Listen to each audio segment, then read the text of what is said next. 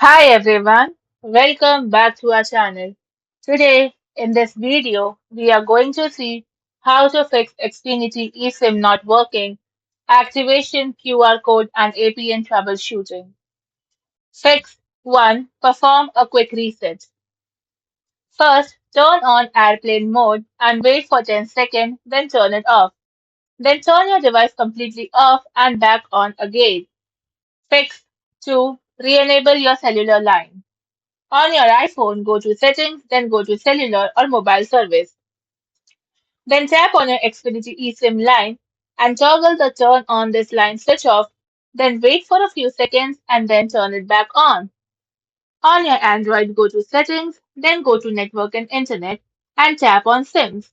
Now, click on your Xfinity line and ensure the toggle is switched on. Fix 3. Reinstall the eSIM profile. Connect your phone to a stable Wi-Fi network, then open the Xfinity app and log in with your credentials. And navigate to the Mobile or Device tab and select your phone. Then follow the on-screen prompts to activate or install your eSIM. The app will prompt you to download the profile or scan a QR code.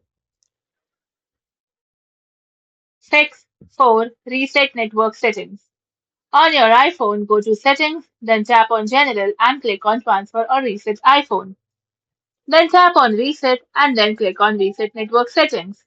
And note, this will erase saved Wi-Fi passwords and Bluetooth devices. On your Android, go to Settings, then go to System and tap on Reset Options. In it, find Reset Wi-Fi, Mobile, and Bluetooth. Then tap on it. Fix 5. Check the prerequisites. The carrier lock. Ensure your phone is unlocked and not logged to a different carrier.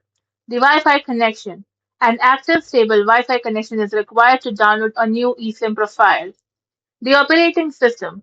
Check for pending software updates. Updating to the latest iOS or Android version resolves known eSIM bugs.